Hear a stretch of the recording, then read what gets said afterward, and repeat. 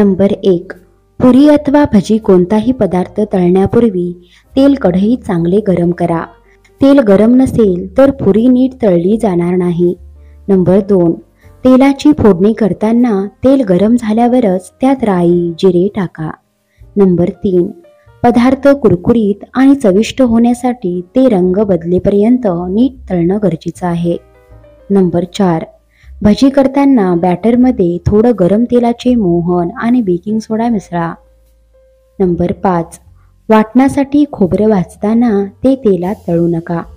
Number 6. तळणाचे तेल पुन्हा पुन्हा वापरू नका. नंबर 7. तळलेले पदार्थ तेल निथळण्यासाठी न्यूजपेपरमध्ये काढून ठेवू नका. यासाठी टिश्यू पेपर अथवा कोरा पेपर वापरा. नंबर 8. पुरी कुरकुरीत होण्यासाठी पीठ मळताना त्यामध्ये थोडं तांदळाचं पीठ मिसळा. नंबर 9. भजी कुरकुरीत होण्यासाठी बेसनात थोडं कॉर्नफ्लोअर टाका. नंबर 10.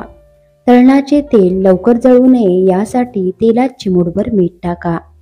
नंबर 11. अनारसा तळताना जाळी येत नसेल तर खसखसमध्ये थोडी साखर टाकून अनारसा थापा. नंबर 12. गुळाचा पाक बनवताना अगोदर कढईला तेल किंवा तूप लावून मग पाक केला तर गुळाचा पाक कढईला चिकटत नाही. नंबर 13. जर दुधाच्या मलईमध्ये 1 चमचा साखर घालून मग त्याचे लोणी काढले तर लोणी जास्त निघते. नंबर 14.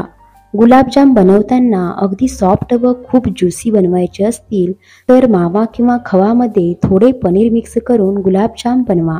खूप छान होतात. नंबर 15.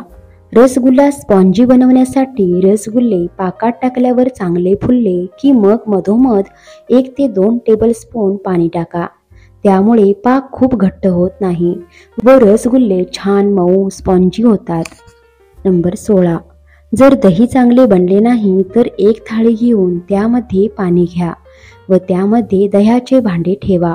मग 1 तासांनी पहा, दही चांगले जमलेले असेल. पण भांडे हलवता कामा नये, ते एकदम स्थिर राहिले पाहिजे. नंबर 17. आंब्याचे लोणचे जास्त दिवस चांगले राहण्यासाठी मधून बरणी उन्हात ठेवा. मग चांगल्या कोरड्या जागेवर ठेवा. जेव्हा आपल्याला लोणचे पाहिजे तेव्हा कोरडा चमचा वापरून लोणचे थोडे काढून घ्या. म्हणजे सारखे सारखे बरणी उघडून काढावे लागणार नाही. नंबर 18.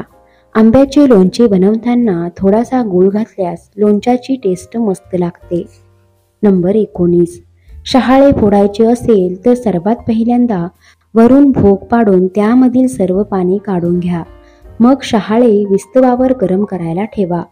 वरचा कडक भाग लगेच सुटू लागेल. नंबर 20.